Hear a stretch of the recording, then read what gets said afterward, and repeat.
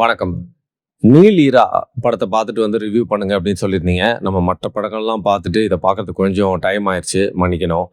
மட்டும் இல்லாம கரெக்ட்டா நம்ம பார்க்கறதுக்கு தேடிட்டு இருந்தப்போ ஷோஸும் ரொம்ப கம்மியா இருந்ததுனால எப்போ நம்மளுக்கு நேரம் கிடைச்சதோ அப்பதான் இந்த படத்த கொஞ்சம் தாமதமா பார்த்துட்டு உங்ககிட்ட பேச வேண்டிய சூழ்நிலை இருக்கு.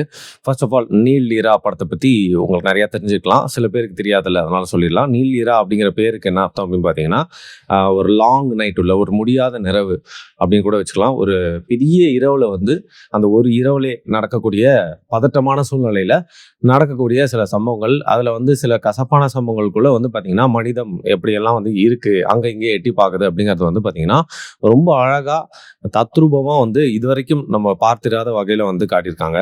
ஃபர்ஸ்ட் ஆஃப் ஆல் இந்த படத்த எடுக்கணும் அப்படின்னு நினைச்ச சோமேந்திரனுக்கு நம்ம ஒரு பாராட்டுக்கள சொல்லி தான் இந்த ரிவ்யூவே ஆரம்பிக்கிறோம். இந்த படத்த நெறைய பேர் பார்க்கணும் அப்படிங்கிற ஆர்வமே பார்த்தீங்கன்னா, பெரிய ப்ரொமோஷன்ஸ்லாம் இல்ல. பட் வேர்ட் ஆஃப் மவுத்ல அவங்க எழுதின குட்டி குட்டி விமர்சனம், அது மட்டும் இல்லாம பெரிய விமர்சகர்கள் அப்படின்னு சொல்லப்படுறவங்க எல்லாருமே இது பேசிக்கலி ஒரு விமர்சனம் மட்டும் இல்ல, ஒரு அப்ரிசியேஷன் போஸ்ட். பேசிக்கலி இந்த படத்தோட பேக்ரவுண்டு அண்ட் எதையும் தாண்டி இருக்க பாலிடிக்ஸ் அது சம்மந்தப்பட்ட வீடியோ தான். ஸோ ஒரு படத்தோட ரிவ்யூ மட்டும் அப்படின்னு நினச்சி இந்த வீடியோ பார்க்காதீங்க. இது வேர்ட் ஆஃப் மவுத்ல நிறைய பேர் பல போஸ்ட்ஸ்லாம் போட்டு, குறிப்பாக தமிழ் தேசியவாதிகள், அதுக்கப்புறம் பார்த்தீங்கன்னா ஈழத்து ஆதரவாளர்கள் நிறைய பேர் இந்த படத்தை பற்றி பேசி அதன் மூலியமாக மக்கள்கிட்ட சென்றடைஞ்சு இப்போ இந்த படத்தை போய் நிறைய பேர் பார்த்துட்டு இருக்காங்க.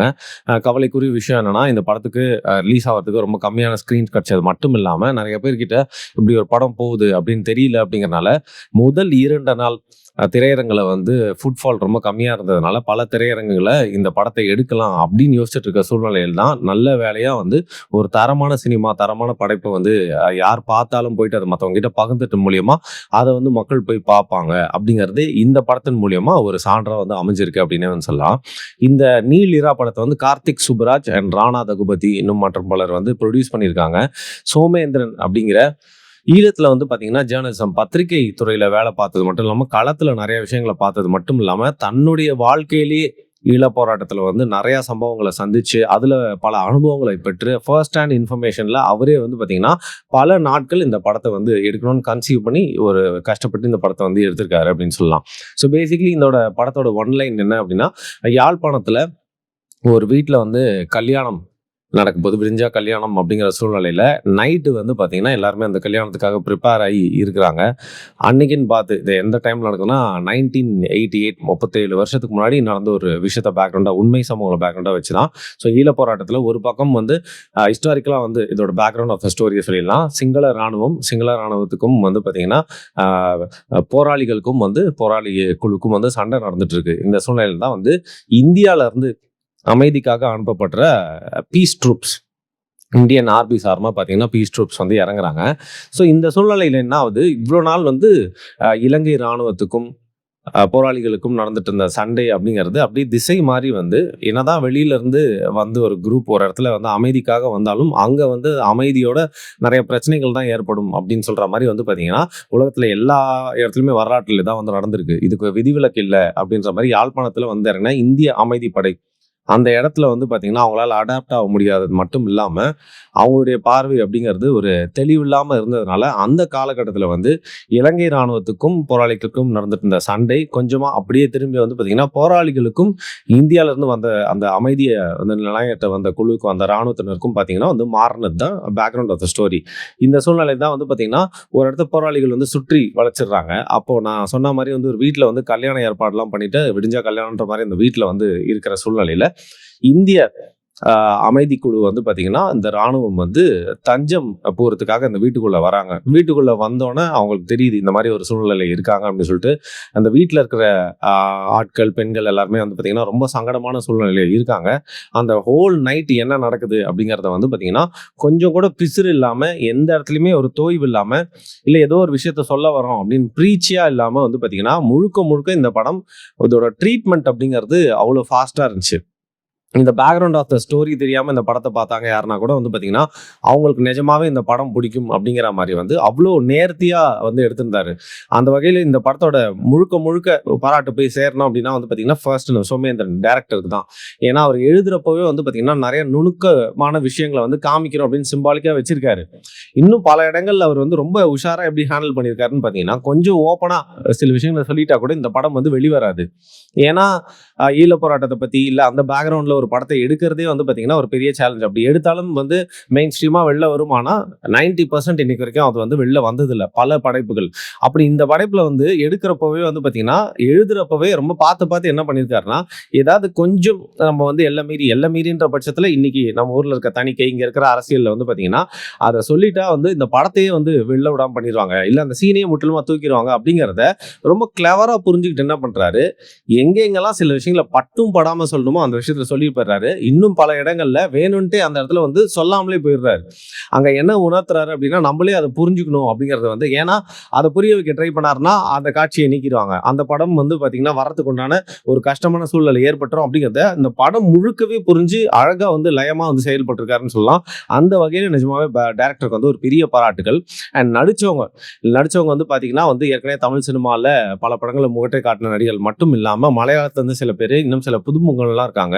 நிஜமாவே இவங்க எல்லாருமே வந்து காஸ்டிங்க்கு கொஞ்ச நாள் முன்னாடி ட்ரெய்னிங் எடுத்தாங்களா, பிராக்டிஸ் பண்ணாங்களா அப்படின்னு தெரியல. அந்த அளவுக்கு ஒரு நேர்த்தியான ஒரு நடிப்பு. இந்த படத்துக்கு என்ன தேவையோ அந்த பெர்ஃபார்மன்ஸ பக்காவா குடுத்திருந்தாங்க. அந்தந்த கதாபாத்திரங்கள பார்க்குறப்போ வந்து ஒட்டவே இல்ல அப்படின்னு தோணவே இல்ல. எல்லாருக்குமே வந்து தேர்ந்தெடுத்த அந்த கதாபாத்திரம் அப்படிங்கிறது வந்து கரெக்ட்டா வந்து செஞ்சிருக்காங்க. அது வந்து படம் முழுக்கவே வந்து இருந்தது.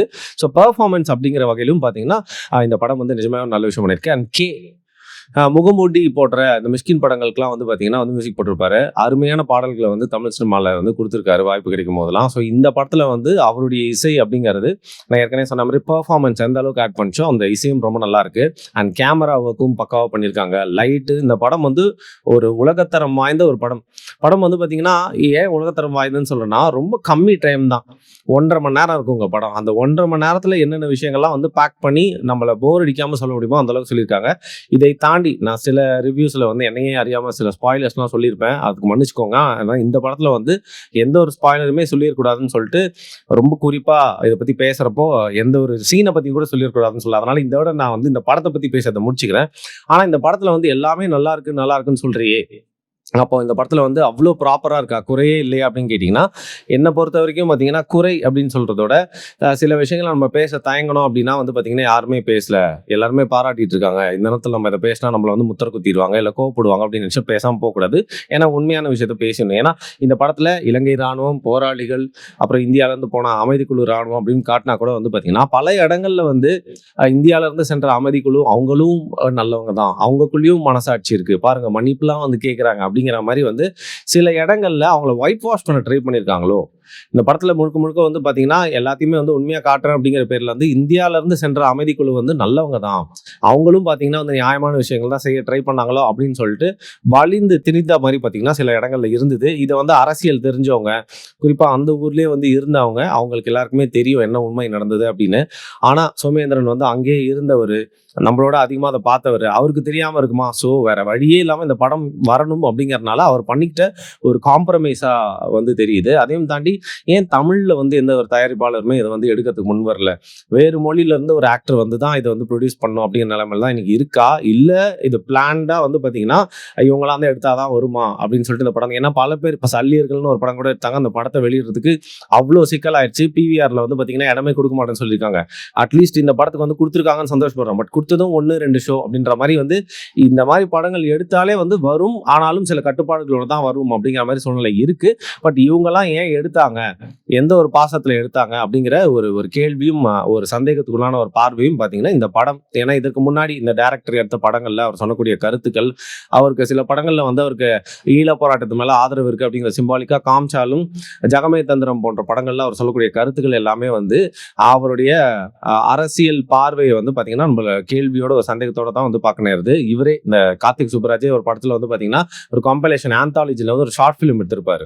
அதையும் வந்து இலங்கை ராணுவத்தையும் போராளிகளையும் காட்டுறப்போ வந்து இலங்கை ராணுவத்தை கொஞ்சம் ரொமான்டிசைஸ் பண்ணி காட்டியிருப்பாரு. ஸோ இந்த மாதிரி பொலிட்டிக்கல் வியூ அப்படிங்கிறது வந்து ரொம்ப நுணுக்கமா சில பேருக்கு வந்து பார்த்தீங்கன்னா, அவங்களுக்கு பிடிச்சது வந்து உள்ள வாழைப்பழத்துல இறக்குற மாதிரி இறக்கிட்டு போயிருவாங்க. அப்படி இந்த படத்துல சில விஷயங்கள்லாம் எனக்கு தெரிஞ்சது. அப்படி தாண்டி வந்து பார்த்தீங்கன்னா, ஒரு படமா நீங்க அந்த படம் போய் பார்த்தீங்கன்னா, ஒரு நல்ல படம் ரொம்ப என்டர்டெய்னிங்கா இருக்கும். ஃபர்ஸ்ட் ஆஃப் ஆல் இந்த கதைக்களத்தை காட்டணும் அப்படின்னு நினைச்சதே வந்து பார்த்தீங்கன்னா, நம்ம ஏற்கனவே சொன்ன மாதிரி அப்ரிஷியேட் பண்ணியே ஆகணும். இதை தாண்டி இதை ரொம்ப பொலிட்டிக்கலா டீப்பா வந்து பார்த்தீங்கன்னா வந்து நம்ம ரிவ்யூ பண்றது அப்படிங்கிறது மேபி ஃபியூச்சர்ல வேற ஒரு நண்பரோட அவரோட சேனல்ல பண்றதுக்கான வாய்ப்பு இருக்கு அப்படின்னு நினைக்கிறேன். அவர் அந்த படத்தை பார்க்குறப்போ பேசிக்கலி இந்த படத்தை வந்து எடுத்ததுக்கான அப்ரிசியேஷன், இந்த படம் நிஜமாவே இன்ட்ரெஸ்டிங்கா இருந்தது. சிறு குறைகள் சந்தேகங்கள் என்னுடைய பார்வையில் இருந்தாலும் இந்த படம் வந்து பார்த்தீங்கன்னா போய் எல்லாருமே பார்க்கறதுக்கு தகுதியான படம். ஸோ இந்த இனிஷியேட்டிவ்க்காக நம்ம ஒரு வாழ்த்துக்களை தெரிவிக்கிற மாதிரி உங்களுக்கு நேரம் கிடைச்சா திரையரங்கில் ஓடிட்டு இருக்க இந்த நீலிரா படத்தை போய் பார்த்துட்டு நீங்களும் எப்படி இருக்கு அப்படிங்கறது வந்து பார்த்தீங்கன்னா நம்மளோட வீடியோ கீழே வந்து உங்களோட விமர்சனத்தை கமெண்டா வந்து போடுங்க. நன்றி.